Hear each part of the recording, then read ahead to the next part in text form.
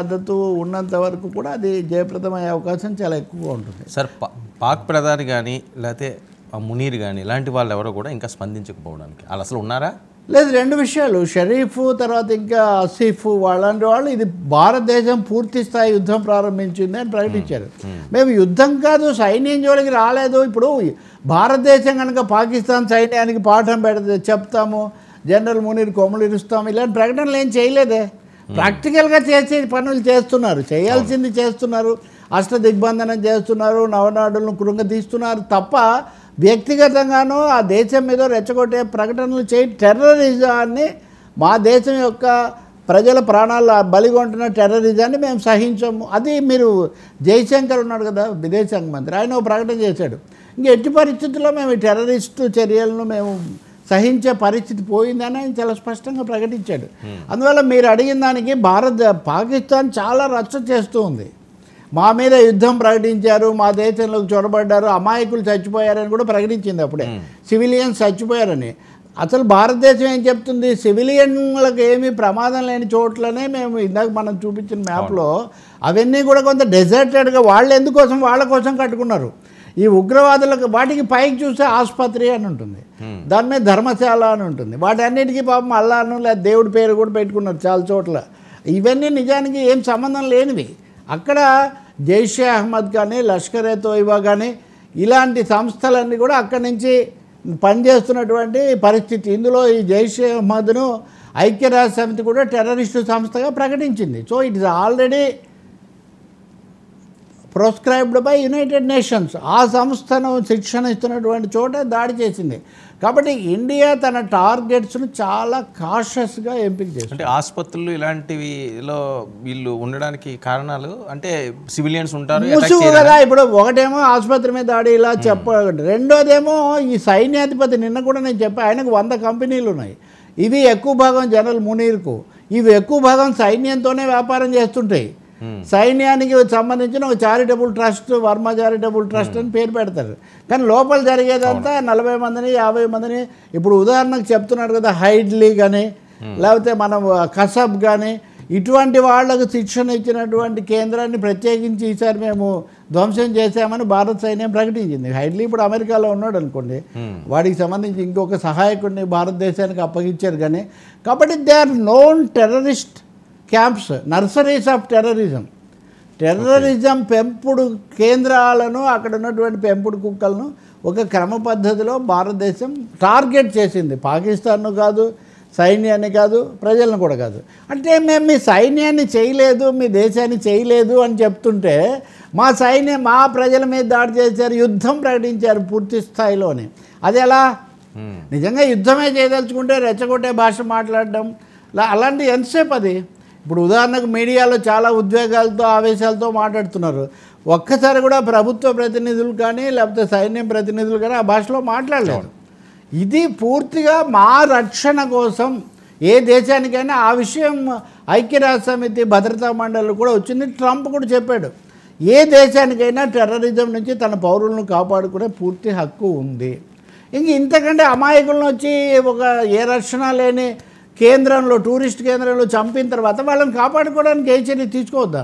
ఒకరికి ఏదైనా అయితేనే చాలా, ఇప్పుడు అమెరికా వాడిని ఎక్కడైనా పట్టుకున్నారంటేనే ప్రపంచం చాలా గగ్గోలు పెడుతుంది. అట్లాంటిది ఒక 26 మందికి పైగా చేసి అంతకుముందు జరిగినవన్నీ అలా ఉన్నాయి. కాబట్టి భారతదేశం ఒక ధర్మ పోరాటం, ఇది ఆత్మరక్షణ అన్నది కనీసమైనటువంటి ఒక హక్కు. అందులో పెద్ద దేశం.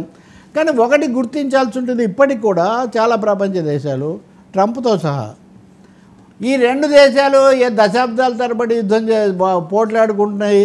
ఇది ఎప్పటి నుంచో ఉంది. ఈ 2 దేశాల్లో ఒక స్పష్టమైన తేడా ఉంది. పాకిస్తాన్ రెచ్చగొడుతుంది, పాకిస్తాన్ దాడులు చేస్తుంది, పాకిస్తాన్కు వ్యతిరేకంగా టెర్రరిజాన్ని ప్రోత్సహించి అక్కడికి వెళ్ళి తప్పుడు పనులు చేసిన చరిత్ర రికార్డు భారతదేశానికి లేదు. ఇప్పుడు నువ్వు నా మీదకి వచ్చి దాడి చేస్తూ కుట్రలు చేస్తుంటే నేను నిన్ను ఎదుర్కోవడం నా ఆత్మరక్షణ హక్కు కదా. ఒకటేమో ఆత్మరక్షణ కోసం పోరాడుతుంది, పైగా పెద్ద దేశము. ఇంకోటేమో ఫెయిల్డ్ స్టేటు, సైన్యం చేతుల్లో ఉంది, సైనిక పాలన చూసింది, మతతత్వానికి పేరు పొందింది, అసలు మతరాజ్యంగా ప్రకటించుకుంది. అటువంటి దేశాన్ని, ఈ దేశాన్ని ఒక ఘాటిన కట్టి మాట్లాడడం కూడా ఒక పొరపాటు. సమస్యలు కొనసాగుతున్నాయి, పరిష్కరించుకోవాలంటాం వేరేది. కానీ రెండు దేశాలు ఒక ఘటన కట్టడానికి వీలు లేదు. పాకిస్తాన్ బాధ్యతారహితమైన విఫల దేశం, అది ఇప్పటికైనా విద్వేషపూరితమైన దేశం. కనువిప్పు వస్తుందా పాక్కి? కనువిప్పు వస్తుందా? గట్టెక్కడానికి వాళ్ళు ఇంకా దీన్ని కనుక పెంచితే మరింత దెబ్బతింటారు. బహుశా ఇది లాస్ట్ లెసన్ కావచ్చు. ఆ విధంగా చూస్తే మళ్ళీ ఇలాంటివి చేయటంలో ఇప్పుడు ఇంకా కనీసమైన రెండు దేశాల మధ్య అంటున్నారు. రేపొద్దున పాకిస్తాన్ ప్రపంచమంతా ఖండించి ఈసడించి చీకొట్టేటటువంటి పరిస్థితి వాళ్ళు కోరి తెచ్చుకుంటున్నారు. ఇప్పుడు ఎంత బలపరిచే వాళ్ళు కూడా వాళ్ళని ఏం బలపరచలేకపోతున్నారు కదా. ఒక ఐఓసీలో తీర్మానం ఏదో చేయించుకున్నారు, కానీ ఆఖరికి ఎంత సిగ్గుచేటంటే భద్రతా మండలిలో కోరి మరీ చర్చ పెట్టించుకున్న వాళ్ళు అక్కడ ఒక్క మాట కూడా మాట్లాడలేరు. అన్ని ప్రశ్నలు వేశారు. మీరు ఎందుకు మాట్లాడలేదు, ఎందుకు ఖండించడం లేదు, ఎందుకు సాక్ష్యాలు ఇవ్వడం లేదు, ఎందుకు అవి ధ్వంసం బిన్ లాడెన్ ఎక్కడ చంపారు? సరే, పెంచిన అమెరికావేనా వదిలేద్దాం, బిన్ లాడెన్ చంపింది పాకిస్తాన్లోనే కదా. అలాగే చాలా సందర్భాల్లో ఆఫ్ఘన్ తాలిబాన్లు వీళ్ళు అంతకుముందు దొరికింది పాకిస్తాన్ బార్డర్స్లోనే కదా. సో పాకిస్తాన్ టెర్రరిస్టులకు రక్షణ కేంద్రంగా, ఆశ్రయంగా ఉంది అనేది ఇంకా నిర్వివాదాంశం. ఇది వీళ్ళు భారతదేశంలోకి వచ్చి చొరబడి మాటికి కాశ్మీర్ కాస్త పచ్చగా ఉంటే చల్లబడితే వాళ్ళ కళ్ళు కాస్త మండుతున్న ఒక పరిస్థితి. కాబట్టి ఇది చాలా తీవ్రమైన పరిస్థితి కోరి తెచ్చుకున్నారు. మీరు అన్నట్టుగా వాళ్ళు కళ్ళు తెరుస్తారని అనుకోవట్లే. ఎందుకంటే వాళ్ళ ఆర్థిక వ్యవస్థ, వాళ్ళ బ్రతుకు అంత దాని మీద ఆధారపడింది. ఈ చిచ్చు చల్లారకుండా ఉంటేనే ఆ దుష్ట శక్తులు బతుకుతాయి. సో ఆ దుష్ట శక్తులకు ఓ పాఠం ఆ పాకిస్తాన్ ప్రజలు కూడా చెప్పాల్సి ఉంటుంది, ప్రపంచ దేశాలు కూడా చెప్పాల్సి ఉంటుంది. మరి ఈ భారతదేశం తీసుకున్నటువంటి ఒక సర్జికల్ స్ట్రైకే ఇప్పటికీ మర్చిపోలేదు. ఇప్పుడు 9 surgical strikes. So 9 surgical strikes ఇంకే స్థాయిలో పనిచేస్తాయి. నిజంగా మీరు అన్నట్టు ఒక విధమైన షాక్లో కూడా ఉంది. ఓకే, ఇప్పటివరకు దాడి జరుగుతుందని ఊహించామని అందరూ అంటున్నారు, కానీ ఆ దాడి ఇంత పకడ్బందీగా ఇన్ని కోణాల నుంచి ఉంటుంది, భారతదేశం ఇంత సంయమనం కూడా చూపిస్తుంది అన్నదైతే వాళ్ళు ఊహించలేదు. ఇది భారతదేశం యొక్క పరిణితి, పరిపక్వత, ఇది భారతదేశం యొక్క సమర్థత, భారతదేశం యొక్క సమైక్యత, భారతదేశం యొక్క పటిష్టత కూడా.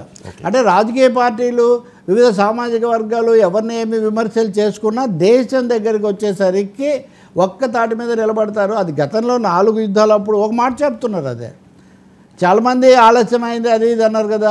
ఇందిరాగాంధీ బంగ్లాదేశ్ యుద్ధానికి ముందు ఫీల్డ్ మార్షల్ మానిక్షాని పిలిచి బంగ్లాదేశ్ను వాళ్ళు ఇంకా ఇది చేస్తున్నారు, మనం విముక్తి చేయాలంటే మీ సైన్యం సహకరిస్తుందా అన్నారట. అమ్మ, బంగ్లాదేశ్లో ఇప్పుడు ఈ కాలంలో వాళ్ళ నేల చాలా చిత్తడిగా ఉంటుంది, సైన్యం కష్టం, కొంచెం సమయం ఇవ్వండి చేద్దాం అన్నట్ట. కొంచెం సమయం తీసుకున్నారు, ఆ తర్వాత మొత్తం చేసేసారు. సో సైన్యం అనండి, వ్యూహ నిపుణులు సమయం ముందు వెనక వాళ్ళు తీసుకుంటారు. ఆ సమయం ఇప్పుడు కూడా తీసుకున్నారు. దేశం మొత్తాన్ని కూడా సిద్ధం చేయటం అన్నది నిజానికి గతంలో కంటే ఇప్పుడు టెక్నాలజీ కూడా పెరిగింది, కమ్యూనికేషన్ కూడా పెరిగింది. అందువల్ల మానసికంగా, సైనికంగా, భౌతికంగా దేశం సన్నద్ధమైంది. కాశ్మీర్ కూడా సన్నద్ధమైంది. కాబట్టి ఈ పరిస్థితుల్లో పాకిస్తాన్కు చివరి పాఠం అని మనం అనుకోవచ్చు. పాకిస్తాన్ దుష్ట పాలకులకు, పాకిస్తాన్లో ఉన్నటువంటి కుటిల శక్తులకు, వాళ్ళకు వెనక ఉండి ప్రోద్బలం ఇచ్చే వాళ్ళకు బహుశా చరిత్ర చెప్పే పెద్ద పాఠం అవుతుంది. చాలామంది మోదీకి నిస్సందేహంగా గట్టిగా నిలబడ్డారు, చేశారు, ఆయన నాయకత్వంలో గతంలో ఇవి జరిగాయి అనేది కూడా సహజంగా ఎవరు అధికారంలో ఉంటే వాళ్ళకి వస్తుంది కదా. ఆయన ఆ విధమైన చేస్తూ వచ్చారు. సార్, మరొక కీలకమైన అంశం చాలామందిలో ఉన్నది, ఈసారికి పాక్ ఆక్రమిత కాశ్మీర్ని ఎట్టి పరిస్థితుల్లోనే కూడా భారత్ కైవసం చేసుకుంటుందని. ఆ పరిస్థితి ఉందా ఈ సిచ్యువేషన్లో? అది మీరు అడిగి అదే భారతదేశం తన లక్ష్యాలు స్పష్టంగా ప్రకటిస్తుంది, దుస్సాహసం చేయదు. నేను మీకు చెప్తున్నా, పాక్ ఆక్రమిత కాశ్మీర్ దానివల్లే వస్తుంది. పాక్ ఆక్రమిత కాశ్మీరే, దాని మీద ఏదో ఐక్యరాజ్యసమితి ఒక ఎల్ఓసి ఇవన్నీ కూడా పెట్టుకున్నారు కదా. ఇప్పుడు భారతదేశం అక్కడ చేసింది, పాకిస్తాన్లో కూడా చేసింది, గతసారి కూడా అంతే. ఇక్కడ ఒక విషయంలో కేర్ తీసుకుంటుంది భారతదేశం. నిజానికి పీఓకి వెళ్ళ మీరు చేశారనుకోండి, దాన్ని ఇంకెవరు పెద్దగా తప్పు పడే అవకాశం ఉండదు. అది మా వివాదాస్పద మా ప్రాంతం అది వివాదాస్పదమే ఉంది, మాకు సంబంధించింది. అసలు దేశం స్వాతంత్రం పొందుతుండగానే దాన్ని వచ్చి ఆక్రమించడం చాలా తప్పు. అది ఇంకా అది ఎప్పటికీ ఆక్రమిత కాశ్మీరే కదా భారతదేశం దృష్టిలో. మోదీ ప్రధానమంత్రి అయిన తర్వాత మొదటిసారి మనం బెలూచిస్తాన్ను, పీఓకేని కూడా విముక్తి చేయాలన్న పద్ధతిలో మాట్లాడాను ఎర్రకోట నుంచి. అది నిజమే.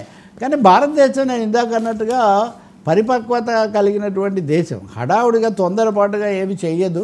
ఒకటి అర చర్యలు తీసుకోవచ్చు. మీరు అందుకే మీకు సమాధానం భారత సైన్యం ఇందాక చేసిన ప్రకటనలో లభిస్తుంది. మేము ఎస్కలేట్ కాకుండా చూస్తున్నాము అని ఒక మాట పదే పదే చెప్తున్నారు. మేము సైనిక స్థావరాలను లక్ష్యంగా చేసుకోలేదు అని చెప్తున్నారు. యుద్ధం చేయకుండా ఎలా విముక్తి చేస్తారు మీరు? ఈ రెండే పద్ధతులు కదా, యుద్ధం చేయాలి లేకపోతే ఒక ఒప్పందం కుదరాలి. ఆ ఒప్పందానికి ఇప్పుడు పరిస్థితులు ఎలాగూ లేవు. యుద్ధం చేశాము, యుద్ధం చేస్తున్నామని భారతదేశం కూడా చెప్పలేదు. పాకిస్తాన్ బుద్ధిగా ఉంటే ఒక విధంగా ఉంటుంది, బుద్ధి తెచ్చుకోకుండా ఎదురుదాడి చేసింది అనుకోండి, అప్పుడు యుద్ధం అలా వస్తుంది. సో వార్ అనేది అది డిబేట్స్లో అంత తేలిగ్గా రాదు భారతదేశం లాంటిది. కానీ ఈ మాక్ డ్రిల్స్ ఇవన్నీ ఎక్కడికి పోతాయి? అవును, ఇప్పుడు ఎక్కడో హైదరాబాద్ను కూడా గ్రేడ్ 2 సిటీస్లో పెట్టి చేస్తున్నారు. పాత బస్తీలు ఎలా ఉంది ఇలాంటివి కూడా మాట్లాడుతున్నారు. అంటే ఎక్కడెక్కడ వాళ్ళకి స్థావరాలు ఉండొచ్చు, అలాగే రవాణాలో వాళ్ళు వచ్చేవి ఎలా ఉంటాయి, ఈ సమస్యలన్నీ ఉన్నాయి. అందువల్ల ఇది యుద్ధంగా మారుతుందా లేదా, యుద్ధంగా మారితే పీఓక దాకా వెళ్తుందా లేదా అన్నది పాకిస్తాన్ దుస్సాహసం ఏ స్థాయిలో ఉంటుంది. నేను అనుకుంటాను అమెరికా కానీ అనేక దేశాలు పాకిస్తాన్కు పదే పదే తగ్గండి తగ్గండి తగ్గండి అనే చెప్తున్నాయి. వాళ్ళు తగ్గమనే చెప్తున్నాయి. ఎందుకంటే మీరు ఇప్పుడు చాలా చెప్తే విని క్యారెక్టరా పాక్? ఒకటి వాళ్ళు కీలు బొమ్మలు నెంబర్ 1, వాళ్ళకి సొంతంగా ఏమీ లేదు. వాళ్ళు ఇలా రెచ్చగొట్టి కొంతమంది ఉంటారు కదా, రౌడీలు ఉంటారు, వాళ్ళు ఎలా బతుకుతుంటారు, గొడవలు పెట్టి వాళ్ళకి వీళ్ళకి పెట్టి వీళ్ళ తరఫున వెళ్ళి. మీరు ఒక మాట నిన్న కూడా మీరు పోట్లాడండి, భారతదేశం పూర్తిగా ఈసారి టెర్రరిస్టులకు పాఠం చెప్పండి, మీకు ఆయుధాలు సహాయం మేము చేస్తామని ట్రంప్ నిన్న కూడా ఒక ప్రకటన చేశారు. అవును. సో భారతదేశం పట్ల వాళ్ళ యొక్క వైఖరి ఆ విధంగా ఉంది. పాకిస్తాన్ మారుతూ ఒకటండి, పాకిస్తాన్ ఏనాడు కూడా భారతదేశాన్ని జయించలేదు. అది చాలా చిన్న దేశం. ఇండియాతో అణ్వస్త్రాలు ఉన్నాయి అని బెదిరించడం, అణ్వస్త్రాలు ఆత్మనాశనానికే ఎక్కువగా ఉపయోగపడతాయి. వాటి లక్షణం అది. మిగతా సైనిక నిపుణులు కూడా ఎవరో చెప్తూ ఉన్నారు కదా. కాబట్టి అణ్వస్త్రాలు అనేవి ఊరికే ఉన్నాయని చూసి మురిసిపోవడానికి కానీ లేకపోతే బెదరగొట్టడానికి కానీ వాటి వల్ల పాకిస్తాన్ బయటపడడం అనేది లేదు. కాబట్టి రేపే ముందు అసలు ధరలు పెరుగుతాయి. ఇప్పటికే ఆర్థిక సంక్షోభం ఇంకా పెరుగుతుంది, సెన్సెక్స్ పడిపోతుంది. పాకిస్తాన్ ఒక సర్వతోముఖ సంక్షోభంలోకి వెళ్తుంది. ఈ లోపల ఆయన ప్రభుత్వాన్ని పడగొడతాడా లేదా అంతర్యుద్ధం వచ్చి ఈ జనరల్ ఏమన్నా మారుస్తారా, ఈ ప్రశ్నలన్నీ కూడా ఉత్పన్నమవుతాయి. చాలాసార్లు ఇలాంటి సందర్భాల్లోనే సైన్యంలో తిరుగుబాట్లు, కుట్రలు, అంతర్యుద్ధాలు చాలా జరుగుతున్నాయి పాకిస్తాన్లో. భారతదేశంతో యుద్ధం కంటే